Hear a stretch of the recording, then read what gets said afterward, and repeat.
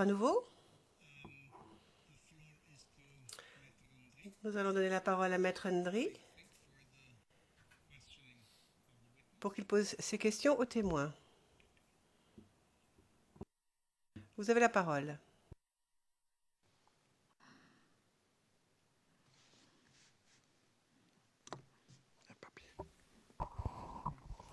Merci, Monsieur le Président.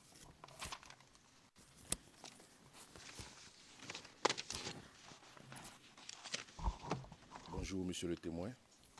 Bonjour, maître.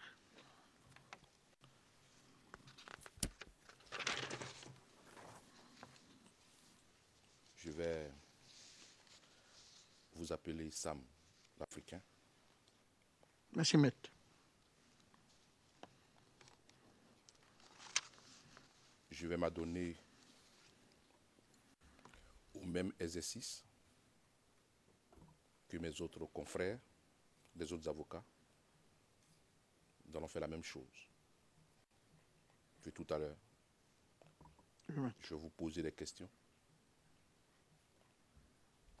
Et vous allez me répondre dans la limite de ce que vous savez pour éclairer la chambre.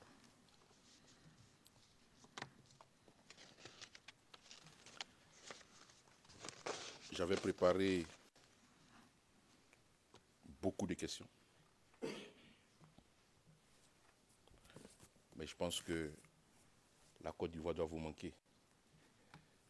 Bien sûr. Alors j'ai décidé de revoir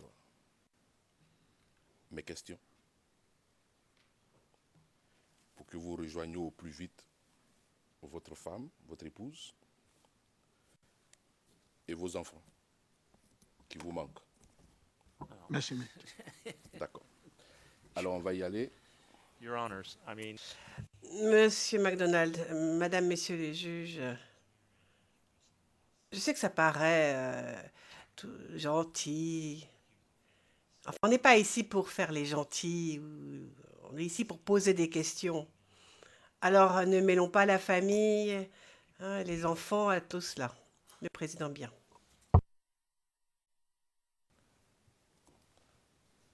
Alors, It's surely Well- nice. I don't know if it's innocuous. Le président, c'est très gentil. Je ne sais pas si c'est parfaitement innocent, mais fait, allez-y.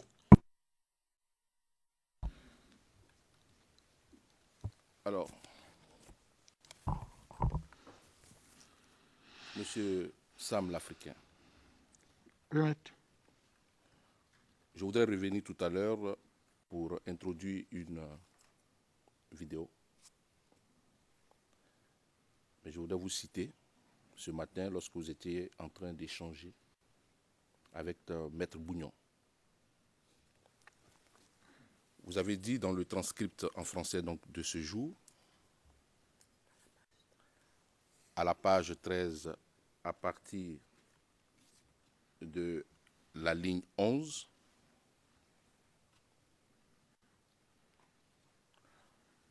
lorsque Maître Bougnon vous a posé cette question.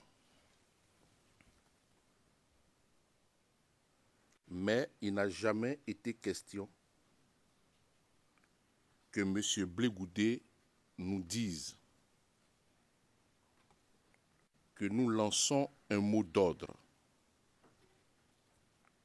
ou un truc pour chasser. Il parlait de la question des étrangers. Alors, je vais passer une vidéo.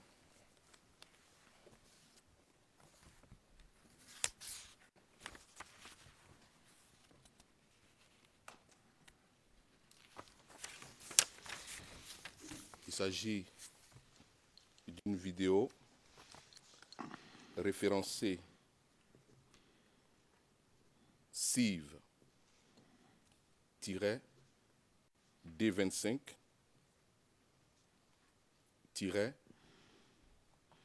0005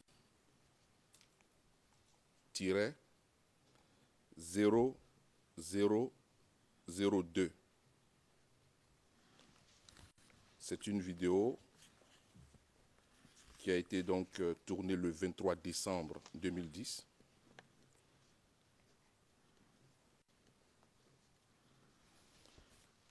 Et je demande qu'on diffuse cette vidéo qui fait 1 minute 44 secondes, mais à partir de la seconde 0.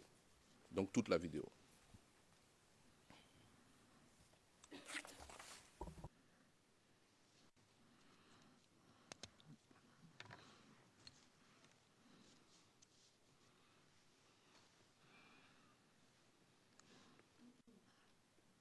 Je voudrais donc souhaiter de très belles fêtes de Noël à tous les jeunes Ivoiriens, à toute la jeunesse ivoirienne.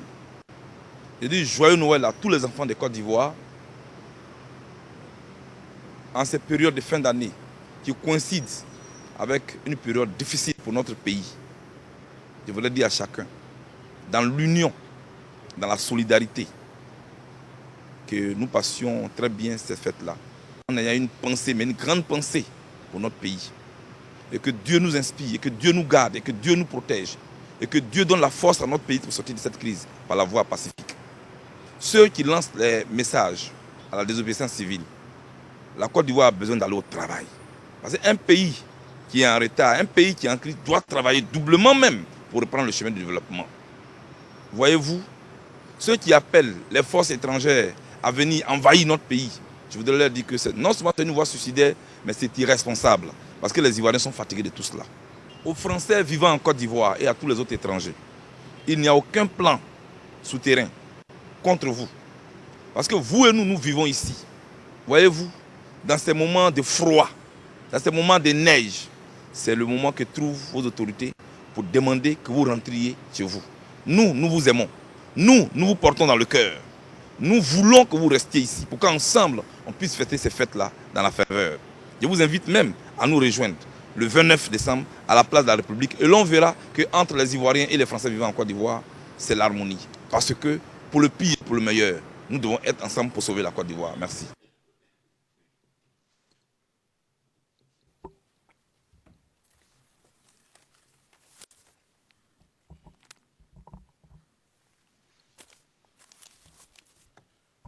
Monsieur Sam, est-ce Maître. que vous avez déjà vu cette vidéo?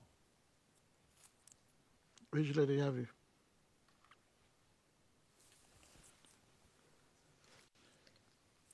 Est-ce que Alhamdulillah. Est-ce que vous confirmez? Oui, je confirme. J'ai bien vu la vidéo. Non, j'ai une question. Est-ce que vous confirmez que ça a été la position constante de M. Blé Goudé quand il parlait? Parce que là, vous avez parlé tout à l'heure, lorsque vous avez échangé avec mon confrère Maître Bougnon, qu'il n'a jamais été question de mot d'ordre visant à pourchasser les étrangers. Est-ce que vous confirmez que cette vidéo est la position, confirme la position de M. Charles Blé Goudé sur ce sujet? Merci, maître. Je crois qu'hier ici, hier ou avant-hier, je l'ai dit ici que on n'avait aucun problème avec les étrangers blancs, comme la communauté internationale, les Français. Je l'ai dit ici hier qu'on n'avait aucun problème. Et je l'ai dit que ce qui créait la haine ou souvent la révolte des Ivoiriens, c'était que le comportement de leur gouvernement. Je reviens à ta question. C'est ce que Charles vient de le dire, le président de COJEP vient de le dire.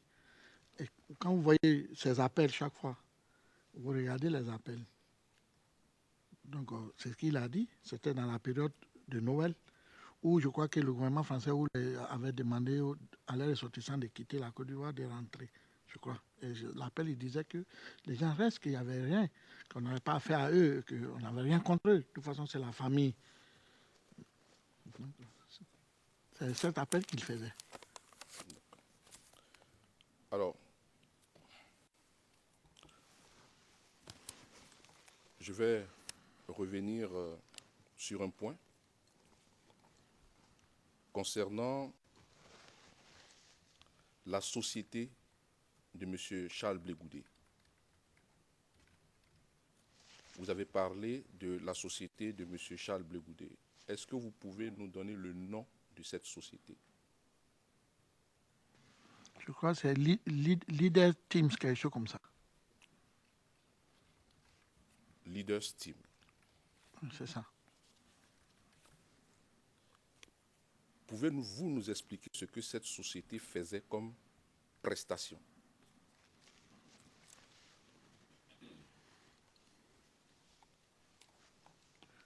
Oui. La société était dans la communication. Faisait la communication, comme je vous ai dit moi-même. C'est eux qui suivaient toutes mes communications. C'est eux qui faisaient mes communications, c'est eux qui passaient mes films, mes publicités, partout. Et c'est cette prestation que cette société-là faisait, à ma connaissance, c'est ça. D'accord. Vous avez dit, concernant cette société toujours, qu'elle avait plusieurs contrats avec l'administration publique et aussi l'administration privée. Comme vous-même, vous venez de le dire, vous faisiez partie donc des privés qui avaient des contrats avec ces sociétés. Est-ce que vous confirmez? Oui, c'est ce qu'il a dit, puisque la question m'a été posée de savoir où Blé sortait l'argent pour faire ses meetings, ses campagnes. C'est la question qui m'a été posée. Et donc j'ai dit, à ma connaissance, je pense qu'il travaille, puisqu'il a une société qui faisait les prestations de services dans les sociétés privées de l'État, dans les sociétés privées personnelles. C'est ce qu'il a dit. Oui, c'est ce qu'il a dit. Je pense bien. C'est comme ça, lui, il gagne son argent. C'est ce qu'il a dit.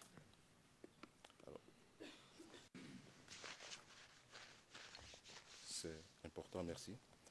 Alors, ne soyez pas agacés souvent quand on revient sur certaines questions, c'est pour juste clarifier. Mais il n'y a aucun problème. Non, ne croyez pas que ça me dérange. Non, si je ne peux pas répondre à une question, je vais le dire ici que je ne réponds pas. Merci, Sam, l'Africain. Alors, pour que ce soit clair pour tout le monde,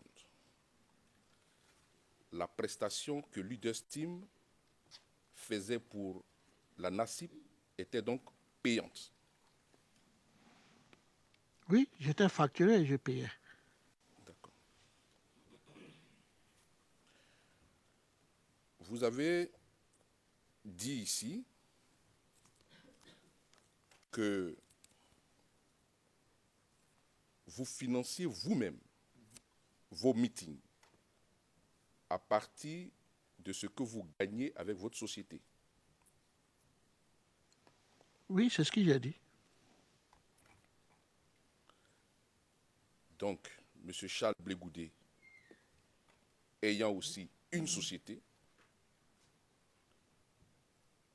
l'on peut dire qu'il a les moyens, de par les revenus qu'il tire de cette société, de financer lui aussi ses meetings. Objection. Monsieur MacDonald, si le témoin est au courant de cela, est-ce qu'il sait combien d'argent gagne cette société? Enfin, on parle de ce que c'est le témoin. S'il sait directement les choses, tant mieux. Yes. Just please. Le président, posez votre question, demandez au témoin ce qu'il sait de la chose.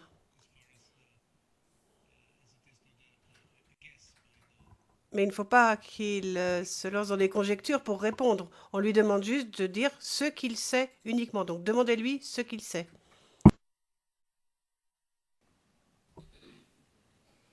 Merci, Monsieur le Président. Je pense que la réponse du témoin est assez claire sur la question. Déjà, c'est assez clair. Je vais avancer. Je voudrais qu'on revienne sur la RTI. Là aussi, pour que les choses soient très claires.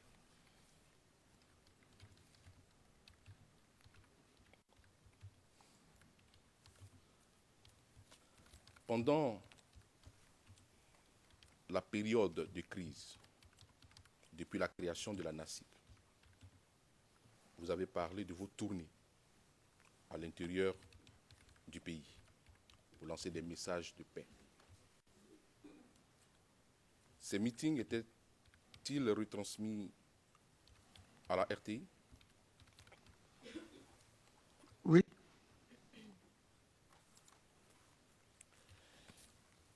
C'était, comment on dit en anglais, en live, mais en français on dirait, est-ce que c'était en direct?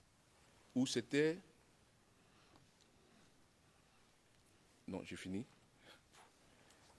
Est-ce que c'était des comptes rendus à partir des journaux télévisés? Ou c'était en direct?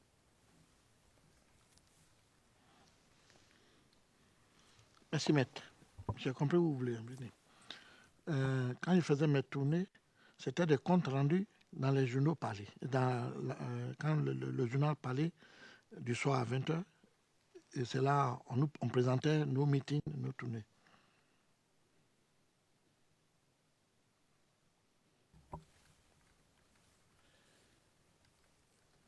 Lors des questions que le procureur vous posait, dans une de vos réponses, vous avez parlé des meetings de M. Charles Blegoudé qui étaient retransmis aussi à la RTI. Est-ce la même retransmission que la vôtre? Oui.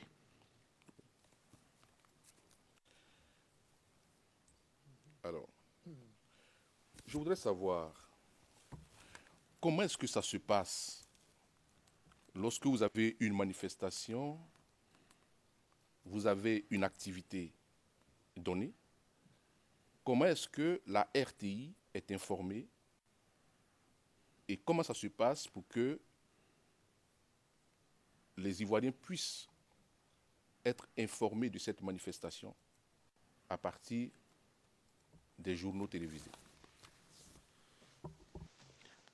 Merci maître. D'abord, avant que j'ai été demandé à la société de blé la prestation des services de ma structure, avant, on faisait une demande. D'abord, je n'avais pas encore commencé avec bleu. On fait une demande à la RTI pour dire voilà, je pars à Boaké le samedi pour une tournée politique et pour faire des meetings. Donc, j'aurais besoin de la prestation des services de la RTI. Ils donnent un journaliste, un caméraman et puis la logistique pour partir. Mais très, très souvent, la prestation n'était pas positive parce que très souvent, tu ne pouvais pas trouver des caméras ou des journalistes pour t'accompagner. Et donc, j'ai eu l'idée, l'intelligence d'aller vers la structure de blé, qui était dans le domaine de la communication, pour demander si sa structure pouvait suivre mes activités. Il n'y avait pas de problème. Il n'y avait aucun problème. Donc, c'est comme ça. Je vais et puis ils donnent des caméramans, des journalistes qui font les films tout, et qui viennent déposer, je crois, à la RTI. Et puis, ça passe. C'était comme ça s'est passé. Parce que j'ai demandé la prestation des blés parce que au niveau de la RTI, la prestation n'était pas régulière, n'était pas vraiment bien. Aujourd'hui, il n'y a pas de journaliste, demain, il n'y a pas de caméra. Et donc, il fallait trouver une structure privée qui faisait bien la prestation des services. Donc, c'est comme ça que je suis allé vers lui.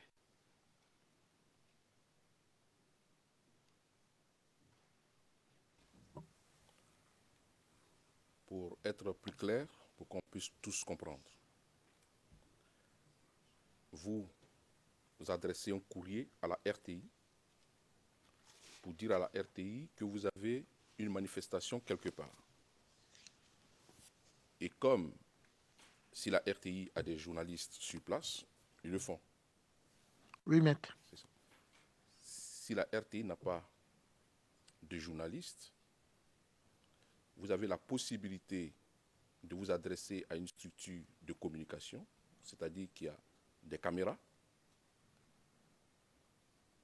pour suppléer la défaillance de la RTI en équipement. C'est ce que vous voulez dire? Oui, c'est ce que ça veut dire, c'est ce que j'ai dit. D'accord. Alors, est-ce que au niveau de vos meetings, vous aviez un journaliste au niveau de la RTI qui a couvert généralement vos manifestations?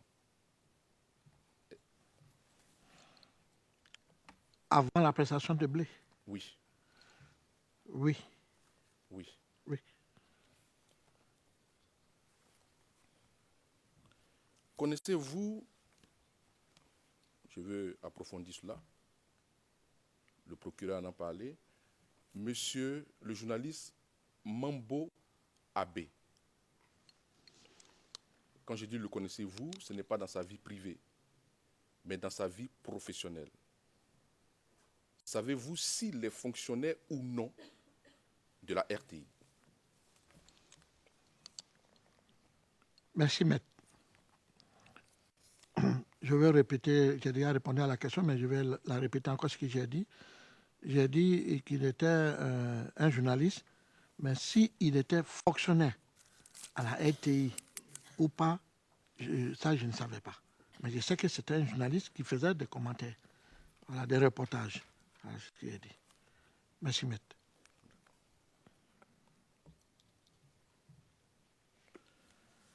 Alors, je voudrais parler avec vous, toujours à la RTI, d'un organe bien connu. Si vous ne le connaissez pas, vous pouvez le dire. Le Conseil national de la communication audiovisuelle. Est-ce que vous connaissez cet organe? Oui, j'ai entendu parler de ça. Ouais. Nous tous, on entend parler de ça. Oui. Elle existe. D'accord.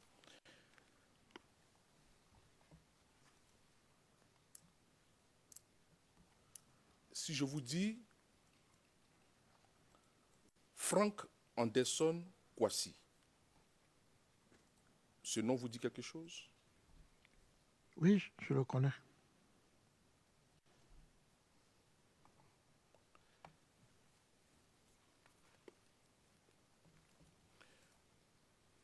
Pendant la période que notre pays a connue, je vais parler à partir peut-être de 2005, je situe.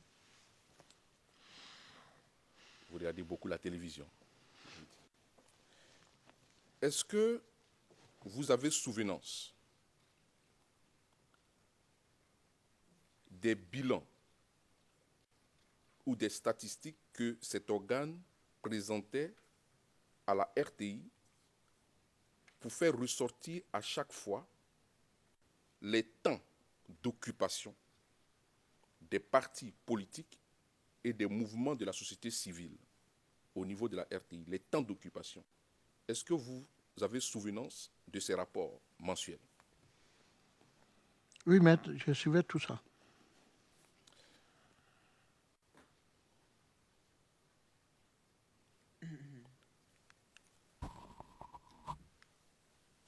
Si vous avez souvenance de cela, de mémoire,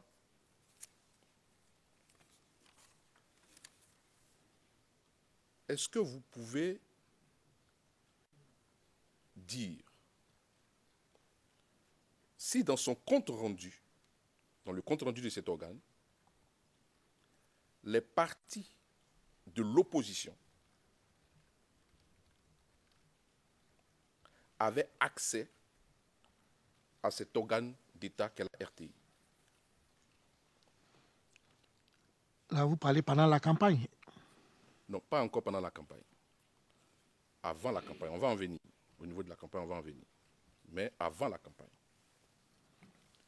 Oui, il faisait le bilan, il venait à la télé. Je crois que vous devez avoir les films. Il faisait le bilan, le passage des différents partis politiques et de l'association, d'autres associations, des mouvements, associations civiles. Il venait donner tous les détails de chaque passage, de combien de temps de chacun. Et à la fin, il faisait un résumé, généralement. Oui, Pour dire, par exemple, que telle formation politique avait eu plus de temps que d'autres. Vous vous rappelez? oui.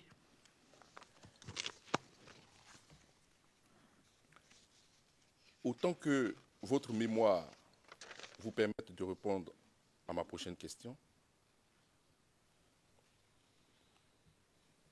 quel était ce temps d'occupation entre l'opposition, les partis d'opposition, et le parti au pouvoir?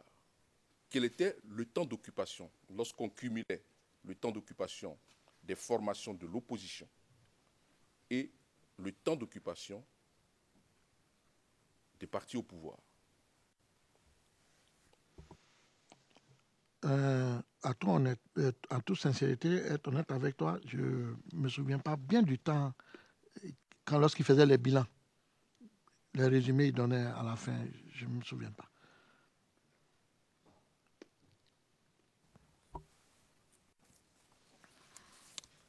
Mais vous confirmez cependant que les formations de l'opposition avaient accès à cet organe d'État. Oui, pendant la campagne, oui, c'était ouvert. D'accord. Nous allons revenir à un point, ne perdez pas le fil de vos idées, moi non plus. Lors de votre déposition avec le procureur, vous avez donné un exemple actuel du traitement dont vous avez été l'objet par la RTI. Je veux dire actuellement. Actuellement. Vous avez parlé d'une manifestation ou de plusieurs manifestations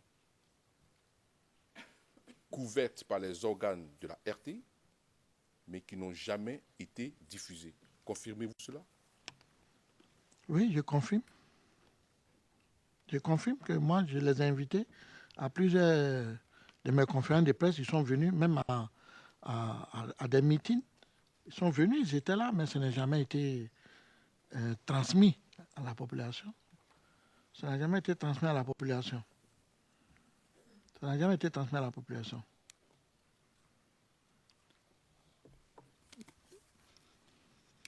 D'accord.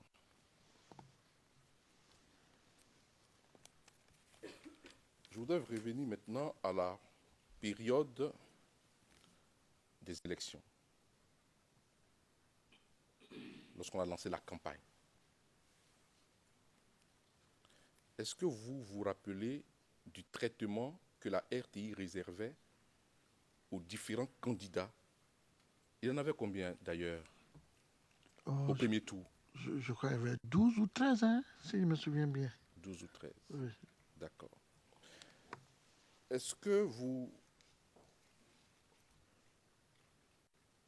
rappelez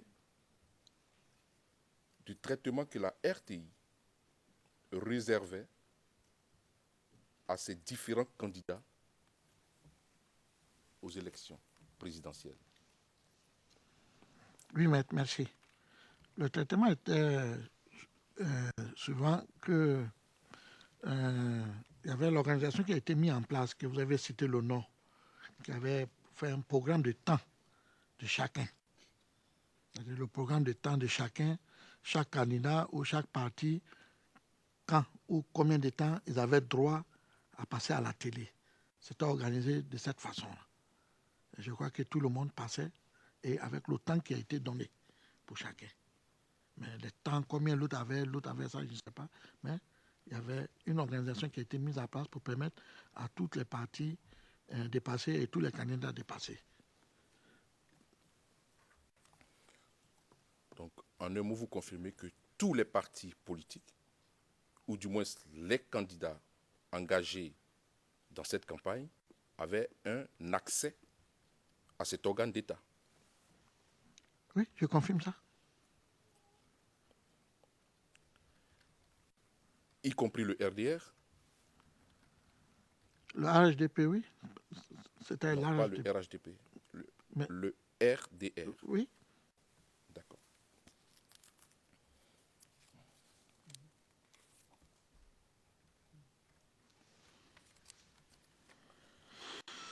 Je vais aborder un autre point. J'en ai fini avec la RTI. Alors, je voudrais revenir un peu sur une déclaration que vous avez faite ici. Vous avez parlé des étrangers, je voudrais que ce soit assez clair, des étrangers qui quittaient Abidjan.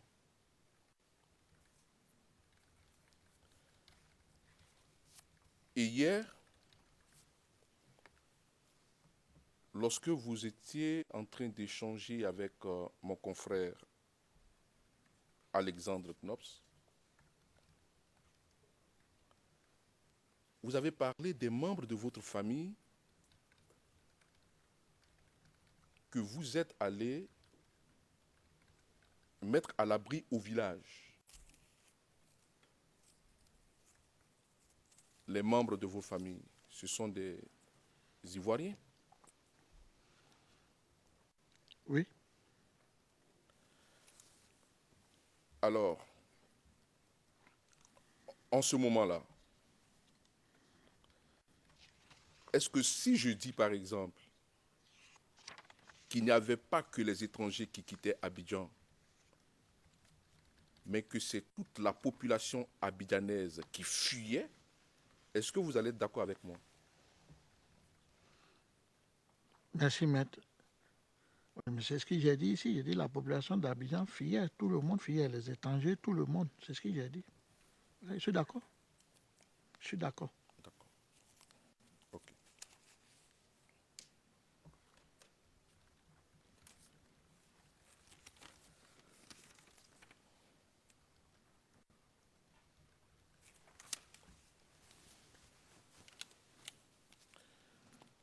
Monsieur Sam l'Africain, je veux maintenant vous poser une question sur un fait que je trouve important pour permettre aux juges de comprendre ce qui s'est passé dans notre pays, ce qui s'est passé en Côte d'Ivoire.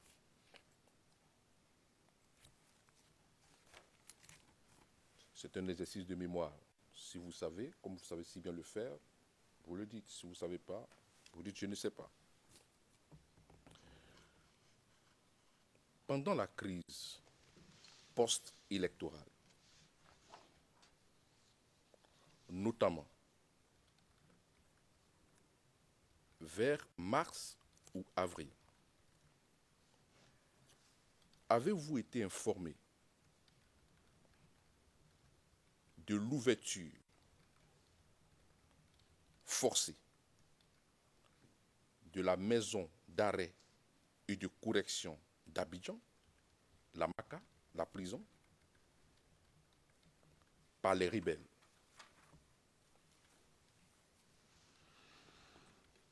Oui, maître. On a été informés.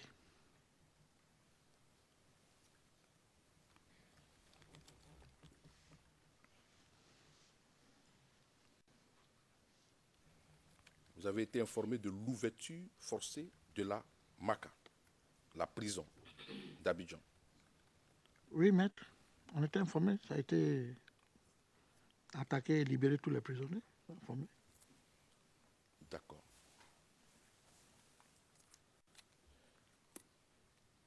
Pouvez-vous nous dire où est-ce que la MACA est située? Dans quelle commune d'Abidjan la MACA est située? La maison d'arrêt et de correction d'Abidjan. Merci, maître. La La maison d'arrêt et de correction d'Abidjan est située dans la commune de Yopougon. Dans la commune du... Dans la commune de Yopougon. Non loin de la zone industrielle de Yopougon, sur la route qui va à Nyama, dans la commune d'Anyama, non loin d'Abobo, dans cette zone-là. C'est là que se trouve la maison d'arrêt de correction d'Abidjan. D'accord. Pour être plus... chez nous, on dira, quand vous prenez par exemple la voie principale, je parle à un Ivoirien, vous prenez le quatrième pont. Le troisième pont. Le troisième pont. Oui. On prend le troisième pont sur l'autoroute, on prend le troisième pont pour aller sur la voie de Azopé. D'accord. On pourra, est-ce que vous avez une carte? Il n'y a pas de problème à situer la Maca derrière la forêt Banco, sur cette route qui monte entre Anyama et Yopougon, l'autoroute du Nord, et bon, il n'y a pas de problème. On peut... When you asked where Quand vous avez demandé dans quelle commune cela se trouvait, je me demandais pourquoi vous ne montreriez pas une carte aux témoins. Je pense que ce serait un élément beaucoup plus objectif. Vous pourriez donc utiliser les moyens à notre disposition, une carte, un plan, quelque chose comme cela, plutôt que de passer par le témoin. Merci. Merci, Monsieur le Président. Nous allons, avec d'autres témoins, approfondir cette question. C'est purement une question de calendrier. On va le faire.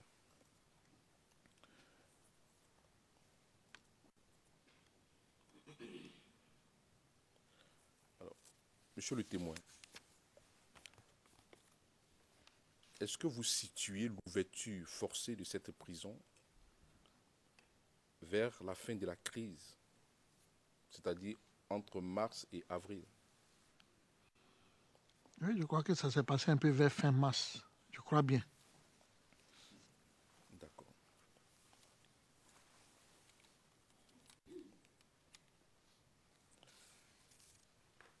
En faisant toujours appel à votre mémoire, est-ce que vous vous souvenez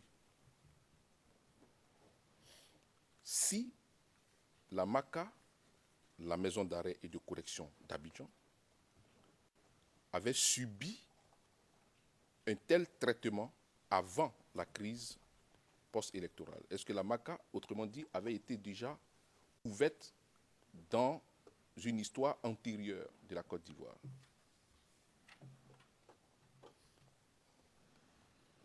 Non, avant la crise? Oui. Non, je ne crois pas. Je crois pas. Vous n'avez pas... Ok, la maison d'arrêt a été forcément attaquée et libéré les prisonniers. Non, je ne crois pas.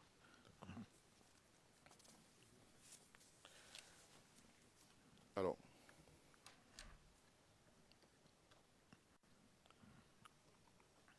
je voudrais, toujours on va le préciser après, dans notre rapport avec la Cour et l'accusation,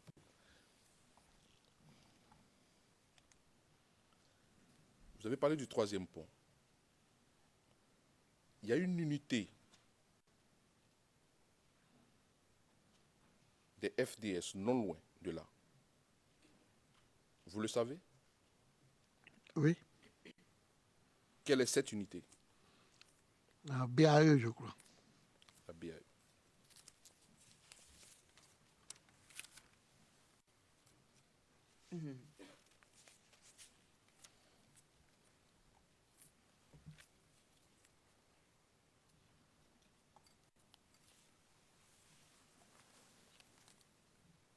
Hier, nous vous avons présenté un reportage où il y avait juste un commissariat. Vous avez même situé ce commissariat. Juste. C'est une question précise que je vais vous poser. Une question précise.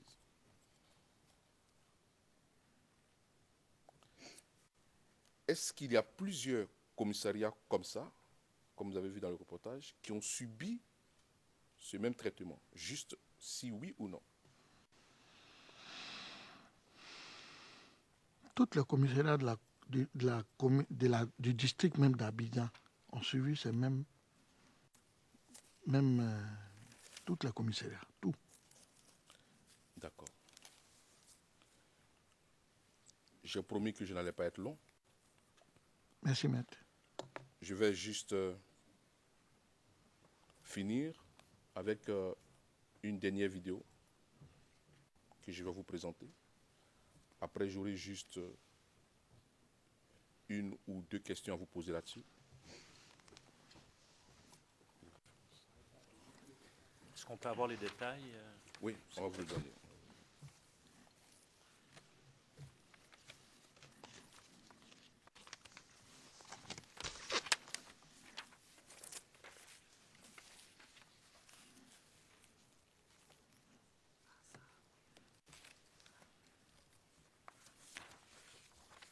CIV-D25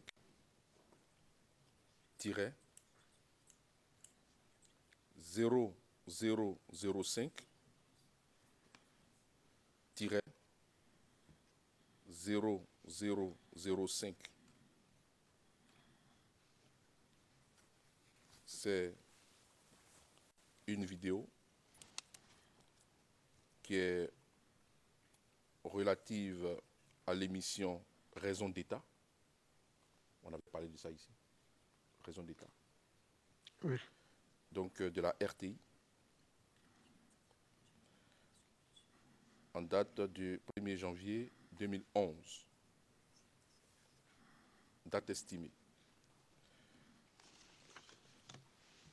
Alors, nous allons diffuser cette vidéo de la minute 2.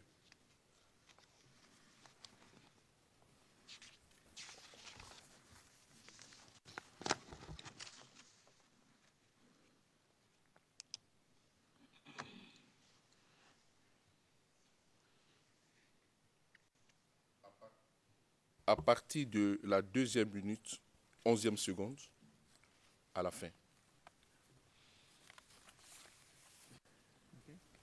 Just before, Monsieur MacDonald, nous n'avons pas d'objection à la présentation de cet élément. Ce n'est pas mon sujet. Mais mon confrère parle d'une date estimée en évoquant le 11 janvier 2011. Excusez-moi, ma manche a frôlé le micro. Donc, il faut que je me rapproche du micro.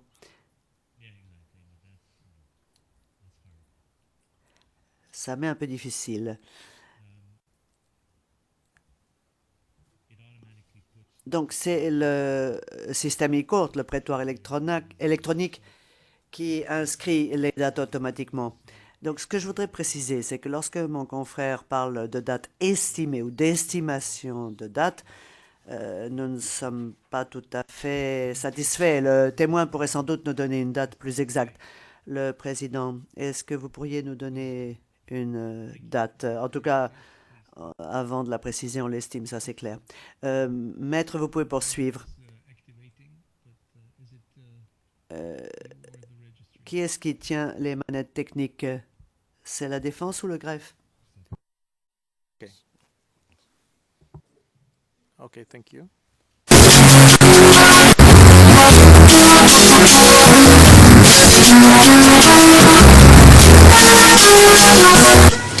Bonsoir à tous. C'est toujours un plaisir immense de recevoir un sachant, celui qui a vécu des faits, un témoin oculaire, un témoin qui était là quand ça s'est passé. Et ce soir, nous recevons quelqu'un qui était dans la zone CNO quand les Ivoiriens sont allés au vote, quelqu'un qui a vu des choses, qui a vécu des choses, qui a eu son salut grâce à des interventions, grâce à lui-même, sa mobilité extraordinaire. Nous recevons Sam l'Africain. Sam, bonsoir. Bonjour. Sam l'Africain est ivoirien depuis ses grands-parents qui ont débarqué en Afrique en 1854 par la Guinée. Et il est aujourd'hui en Côte d'Ivoire, d'où Sam l'Africain, Sam, tout le continent est à lui par sa connaissance. Et il a créé la nouvelle alliance de Côte d'Ivoire pour la patrie, le NACIP. Pourquoi ce besoin, déjà, pour commencer? C'est pour toujours défendre les intérêts africains. Intérêts africains. Et vous étiez dans le nord, dans la zone CNO, précisément dans le nord, à Korogo. On verra au fur et à mesure les images, au moment où nous parlons. Oui. Vous étiez dans le nord, vous avez préparé la campagne du LMP dans le nord. Oui. Dites-nous déjà l'ambiance qui régnait avant même le vote. Bon, d'abord, c'est pas Korogo seulement j'ai fait. J'ai fait toute la zone CNO. J'ai fait Korogo, Makono, Segela, Touba, Odjene, Bundiali, Kani. J'ai fait toute la zone CNO.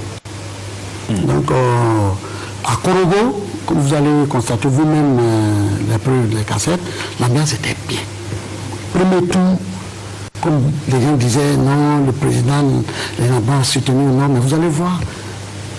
Tout ce que les gens disent, c'est des mensonges. Comme ils savent bien faire, ils savent bien mentir, tout ce qu'ils ont dit, ce sont des mensonges. En tout cas, ils se revoient dans la zone, à Korogo.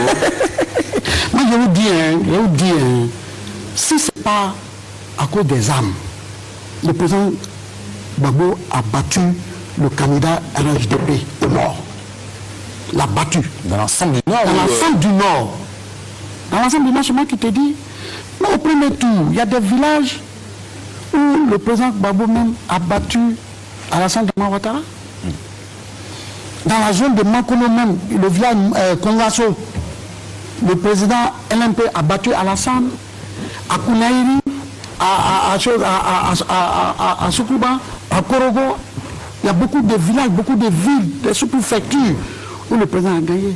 C'est nouveau ce que vous dites, parce que C'est pas nouveau. on croyait le contraire. Mais c'est les gens qui croient le contraire, mais moi je te dis, j'étais... Qu'est-ce qu'on fait dit ça? Mais ce que je vous dis, moi j'étais là-bas. Au premier tour, moi j'étais là-bas. On a fait tous les bureaux de vote. Quand les gens ont commencé à voter, et midi, 13h, arrivé, les gens ont commencé à se rendre compte que les gens ont commencé à voter le président Gbagbo. À Korogo, hein. À Korogo, dans le département de Korogo. Et c'est ainsi que les gens commençaient à arriver avec les armes dans les bureaux de vote pour demander à ceux qui étaient là, puisque ceux qui étaient pour nous, pour LMP, c'est des gens, les ressortissants de Korogo, les gens de ces villages. Donc les gens commençaient à leur dire, bon, après ici, si c'est Gbagbo qui gagne, on va vous tuer votre famille, on va vous menacer. Donc à partir de midi, 13h, 14h, les gens commençaient à quitter les bureaux, pour abandonner les bureaux. Parce que les gens leur demandaient de quitter les bureaux. Est-ce qu'on apprend déjà sur une chaîne étrangère? Oui. Des gens disent qu'à partir de midi, à partir de 10h, Oui.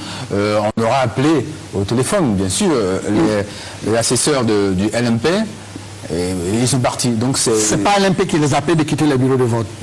C'est les menaces. Ce sont les gens des RHDP. Les forces nouvelles, ceux qui avaient les armes, c'est eux qui les a demandé de quitter les bureaux. Si les familles étaient menacées, eux-mêmes ils étaient menacés de mort. Vous avez des preuves palpables? Oui, mais moi, si vous m'avez demandé, moi j'ai toutes les preuves, même de toutes les violences qui ont été faites. On a des cassettes que je vais vous donner. Voilà, vous pouvez regarder, vous allez voir les cassettes tout à l'heure, vous regardez les trucs. Au niveau engouement de la campagne du président Gbagbo à Korogo, vous les voyez sur ces images. Moi qui ai créé la caravane de campagne de Korogo pour le président Gbagbo, vous avez vu, regardez bien, la cassette, vous allez voir ça passer tout à l'heure.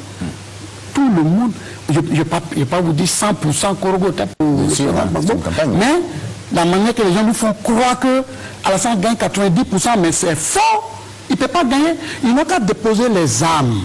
Ça là, c'est même pas par là même. Actuellement là, moi je pense qu'un pays ne dépend pas seulement du fauteuil présidentiel. La Côte d'Ivoire, après le présidentiel, on a les députés, on a les maires, on a les conseils généraux. C'est ça qui fait la marche d'un pays. Donc s'ils sont sûrs d'eux et qu'ils sont populaires, allons-y aux élections des députés. C'est parce que là, les élections des députés, ce sont des régions qui votent. Et on dirait que tel type, il est populaire chez lui, tel type, il est populaire chez lui. Il a gagné tel nombre de députés, il a la majorité de députés. C'est à l'Assemblée nationale qu'on vote les lois. D'accord. On va pour l'instant revenir quand même sur l'élection du 28 novembre dernier. Vous avez vécu des choses, vous avez vu des choses, on va en parler. Je vous explique. Tout à l'heure, je demandais si vous avez des choses en main pour dire ce que vous dites. Nous, on a les preuves. D'accord. D'abord, qu'est-ce que vous appelez les preuves? Des témoins. Ceux qui ont été... Dites-nous tout. Des témoins, ceux qui ont été violés, ceux qui ont été frappés, ils ne sont pas morts. Ils sont là. Ils sont bien ici, ils ont fui la région. Les maisons ont été brûlées, les biens ont été brûlés. Même moi-même, toutes mes voitures ont été brûlées à Korogo. Moi, j'ai pris une moto pour sortir. J'ai pris une moto pour sortir de Korogo. Racontez un peu. Mais quand je devais... parce que quand on a senti la tension, les gens nous disaient, bon, ils ont fermé les routes à partir du 27. Nous, on ne pourrait plus sortir par la grande route. 27, c'était le 27 novembre. La veille du vote. Hein. Oui, la veille du deuxième tour. Deuxième tour. Parce que là même, ça a commencé, même la violence a commencé. Ils avaient dit, il n'y a pas de troisième tour. Ça veut dire qu'il fallait faire, à tout prix, faire perdre le candidat LNP. Vous avez vécu ces veillées d'armes pratiquement à Korogo. Tout ça, j'ai vécu tout ça. Qu'est-ce qui s'est passé? Qu'est-ce qui se disait? Voici ce qui s'est passé, si vous voulez. On commence par le premier tour. Premier tour, quand on allait aux élections, quand les résultats sont sortis, tout le monde a vu. Nous-mêmes, on a vu la manière dont se sont comportés nos bureaux de vote. On n'avait plus nos gars. Et les gens sont venus, ils ont rempli. Ils ont eux-mêmes fait les PV. Ils ont signé eux-mêmes les PV à notre place. Tout ça pour faire croire que tout va bien. Imagine-toi, il y a des bureaux de vote où les inscrits sont 500 personnes qui doivent venir voter. On s'est retrouvé à 1500, 1900 votants. Ils sont quittés où? Dans le tombeau ou bien? Ils sont quittés où? D'après vous? Mais ils sont des fraudes. Ils sont venus eux-mêmes. Ils sont assis là eux-mêmes. Ils ont commencé à remplir les feuilles de vote et puis remplir les bureaux de vote eux-mêmes. Il n'y avait plus personne qui va venir les contrôler. Nos gars ont quitté les bureaux parce qu'ils sont menacés. Ils sont restés seuls. Ils ont fait ce qu'ils ont voulu. Mais c'est ça qui les a trompés. Ils n'ont pas été intelligents dans la tricherie. Quand tu veux tricher, il faut calculer pour pas qu'on t'attrape. Dans un bureau de vote, c'est 500 personnes qui est prévu pour voter. Et vous vous retrouvez avec 1800 ou 2000 personnes qui ont voté. Vous allez expliquer ça comment? Et la CI dans tout ça?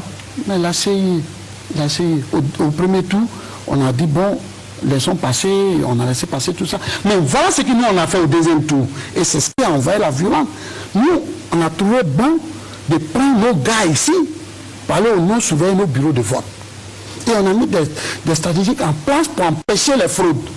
Et on allait au vote. Et quand les gens se sont rendus compte que les gens ne sont pas sortis, comme au premier tour, les gens ne sortaient pas trop, se sont rendus compte que dans la zone de lac, dans la zone de, si tu veux, Yamoussoukro, Boaké, tout ça, les Baoulés, ceux qui n'ont pas voulu voter à Alassane, ne sont pas sortis parce qu'ils n'ont pas voulu peut-être voter Alassane ou voter le président de LNP. Donc, ils ne sont pas sortis, mais ceux qui ont voulu nous voter sont sortis. Donc, les gens se sont rendus compte que, les gens de la RSDP se sont rendus compte que le taux des gars qui partaient voter n'était pas assez. Donc, ils ont lancé un mot d'ordre dans les zones CNO de bourrer les unes. De bourrer les unes. Et donc, c'est comme ça ça s'est passé. À partir de midi et 13h, sont venus, ils ont commencé à récupérer nos représentants qui sont quittés ici pour aller surveiller nos bureaux de vote. Pour partir avec eux dans les camps, pour partir avec eux, on ne sait pas où ils sont partis avec eux. Donc, les bureaux sont restés comme ça. Et les gens, ils sont venus, ils ont commencé à remplir les bureaux. C'est un aspect important de ce qu'on entend dire. Mais c'est la vérité, moi je vous ai dit. Quand on le dit comme ça, il y a certains qui ne croient pas. Bon. Vous étiez dans la région, vous étiez sur les lieux. Oui. Dites-nous concrètement comment cela s'est passé. C'est ce vous avez entendu le dire, mais enfin, détail à la pluie en plus. Mais la manière que ça s'est passé, c'est comme ça, je vous explique. Ça veut dire que nous, par exemple, je te donne un exemple. Voici un bureau de vote. Toi, tu es RHDP, moi, je suis LNP. Et tes gars arrivent avec les armes, ils viennent, ils me prennent pour partir. Ils sont partis avec moi. Donc, tu es seul là. Tu es seul. Ou on me demande de signer. Ça veut dire de signer le PV d'abord, qui n'est même pas rempli de signer. Et je signe, sinon ils vont me tuer. Puis ils vont avec moi. Et quand c'est fini, vous remplissez à ma place. Vous remplissez les bureaux les bureaux de vote. Et puis c'est fini. Mais à ce moment-là, on appelle ça comment? Est-ce que c'est un bureau qui doit être validé ou qui doit être non validé? Je disais justement le rôle de la CEI selon vous? Mais la CIE, je vais vous expliquer. CEI, pas la CEI. La CIE, La CEI. ok. Donc, je vais vous expliquer. Hein. Quand deuxième tour est fini, tout ça, les gens sont venus, ils ont commencé à calculer. Mais ils ont les droits, ils avaient 3 jours. Oui, ça je dis, sur le terrain, oui. Quand on sort arme à l'appui, les assesseurs de... Mais le bureau... a toujours...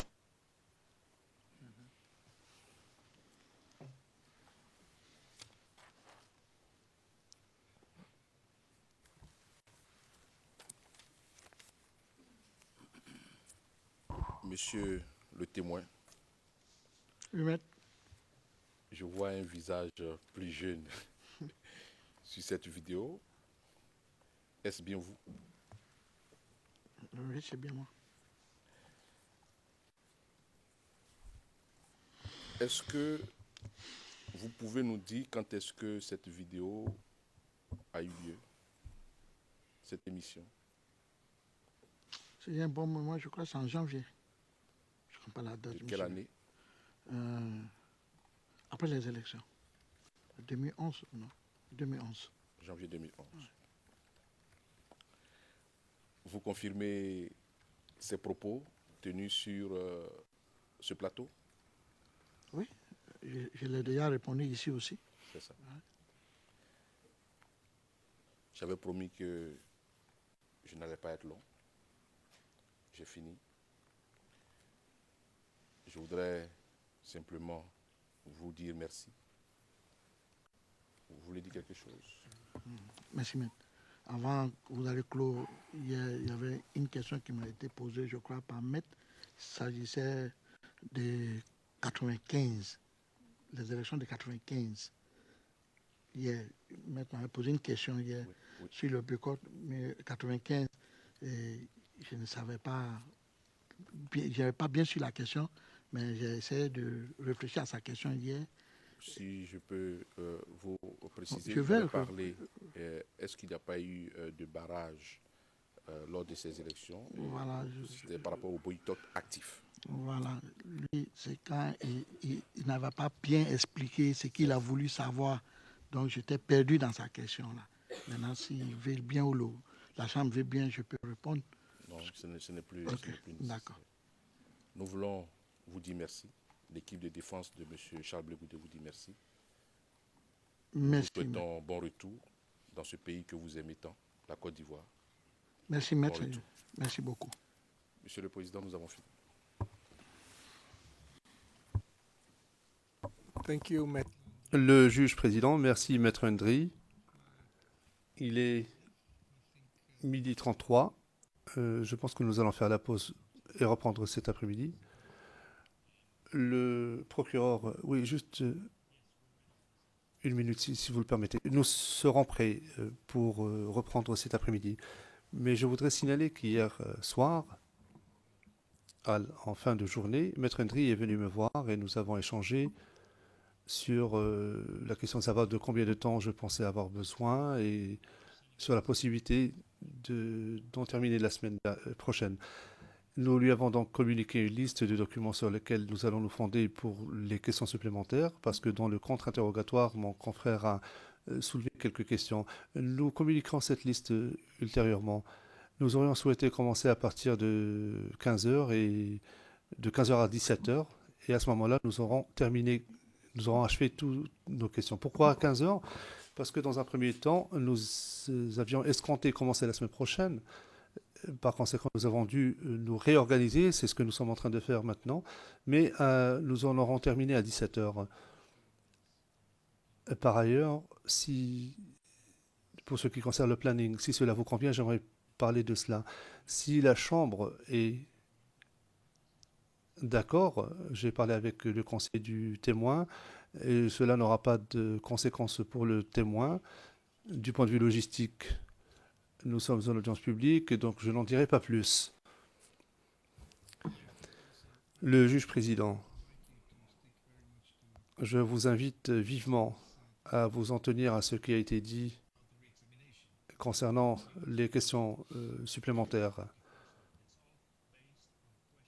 Le procureur, oui, oui, tout à fait. Je m'en tiendrai aux questions qui ont été soulevées par mes confrères et de documents qui ont été présentés pour partie par mes confrères, qui n'ont jamais été abordés dans le cadre de l'interrogatoire principal, qui n'ont même pas été évoqués de près ou de loin, le président. Mais vous en aurez terminé à 17 heures, c'est cela? Le procureur, oui, c'est ce que je souhaite, mais évidemment, tout dépendra des réponses du témoin et d'autres facteurs. Mais nous avons bel et bien l'intention d'achever à 17 heures, ce qui serait encore plus tôt que prévu. Le président, de 15 heures à 17 heures, est-ce que cela convient à tout le monde? Maître Altit. Merci, Monsieur le Président. Juste un mot là-dessus. Nous sommes souples et sur le principe, nous n'avons pas d'objection. Nous comprenons qu'il faille se préparer, s'organiser. Mais nous attendons le minimum, c'est que de l'autre côté, on ait la même souplesse, la même gentillesse, la même courtoisie. Et il y a une semaine, nous avions demandé, je crois, combien de temps? De commencer un tout petit peu plus tard pour pouvoir nous préparer aussi. Nous avions reçu une réponse de l'accusation disant « Pas du tout, il doit être prêt à n'importe quel moment ». Alors, je m'en remets à vous, mais un peu de gentillesse, un peu de courtoisie seraient les bienvenus. Un peu de compréhension de la charge de travail à laquelle fait face chacune des équipes de défense. Nous comprenons la charge de travail à laquelle fait face l'équipe de l'accusation. C'est un point. Je n'y reviens pas. Je ne veux pas m'opposer. Mais vraiment, cessons de voir midi à notre porte, essayons de comprendre que nous sommes tous dans le même bateau. Ça, c'est une chose. Et la deuxième chose, sur la notion de réexamen, si vous permettez un mot là-dessus.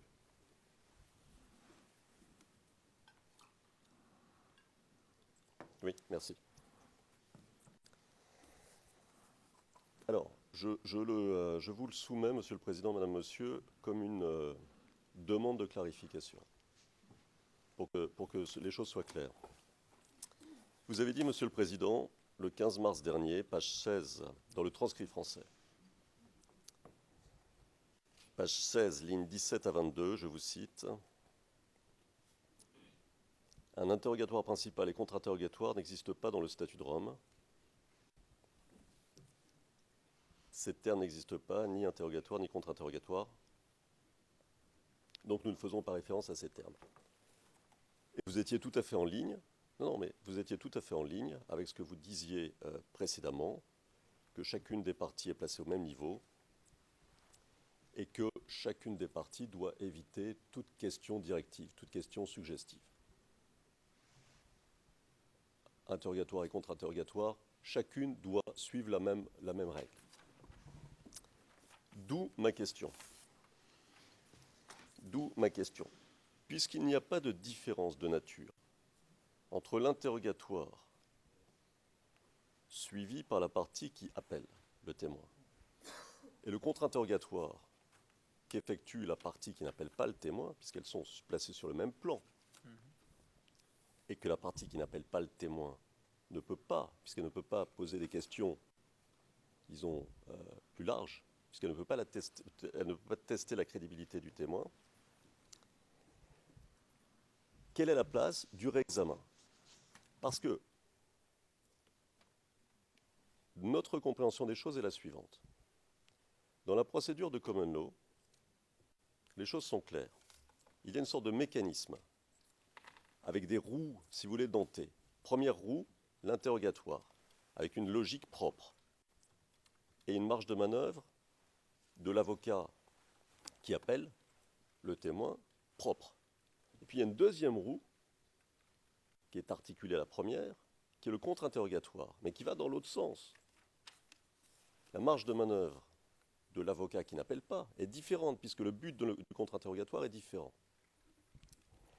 Et parce qu'il s'agit d'un mécanisme, il est logique qu'il y ait une troisième roue, dentée, si je puis dire, si je peux prendre cette image, qui permette à la partie qui appelle de revenir sur des points qui n'ont pas nouveaux abordés par la partie qui n'appelle pas, de manière à ce que tout soit couvert, mais selon des perspectives différentes. Ça, nous le comprenons. Et nous comprenons, et c'est là où je vous soumets notre demande de clarification, nous comprenons que ce n'est pas la logique que votre Chambre a retenue. Nous comprenons que vous voulez nous mettre, à partie appelante et partie non appelante, sur le même plan en quelque sorte, avec la même marge de manœuvre. C'est ce que nous comprenons. Si tel est le cas, il nous semble logique qu'il n'y ait pas de réexamen. Parce que le réexamen ne se justifie que dans une logique de common law, où les deux parties sont dans une démarche différente entre l'examen en chef et entre l'interrogatoire en chef et le contre-interrogatoire. Parce que si nous sommes sur le même plan, interrogatoire et contre-interrogatoire, alors donner la parole à la partie qui appelle, ici l'accusation, mais ça peut être la défense, c'est pareil, c'est lui donner la possibilité de revenir, de réinterroger, c'est-à-dire attenter à l'équité stricte de la procédure que nous avons cru comprendre vous voulez instaurer entre les deux parties. C'est introduire un élément de déséquilibre. Ça, c'est un. Voilà ma demande de clarification. Si nous comprenons bien la logique que votre Chambre a instaurée, en quoi le réexamen se justifie-t-il? N'est-il pas plutôt un élément de déséquilibre de la procédure? Et si votre Chambre nous dit que le réexamen se justifie pour toutes sortes de raisons, notamment parce que ça a été décidé dans la décision sur la conduite de la procédure, mais qui avait été, je crois, conçu dans un cadre de plus de common law, c'est d'où ma demande de clarification, le cadre semble avoir un peu changé. Si tel était le cas, à ce moment-là, la défense devrait avoir la possibilité de poser elle aussi des questions aux témoins. C'est un principe fondamental.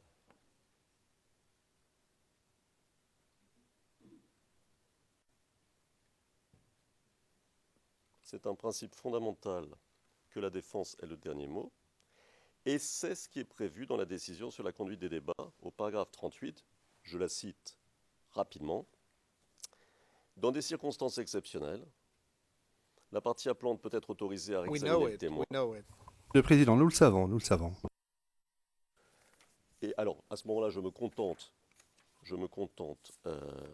d'un mot. Les équipes de défense seront autorisées à poser des questions finales aux témoins, conformément à la règle 142D. Donc, à ce moment-là, nous vous demanderions la possibilité de poser des questions aux témoins. Et enfin, dernier point que je voulais aborder. Sur la durée de la séance à venir, Monsieur le Président, encore une fois, je fais référence à ce qui avait été discuté entre nous et sur le fait que les durées des sessions ne pouvaient excéder 1h30 pour les raisons que nous avons déjà discutées. Voilà ce que je voulais dire rapidement.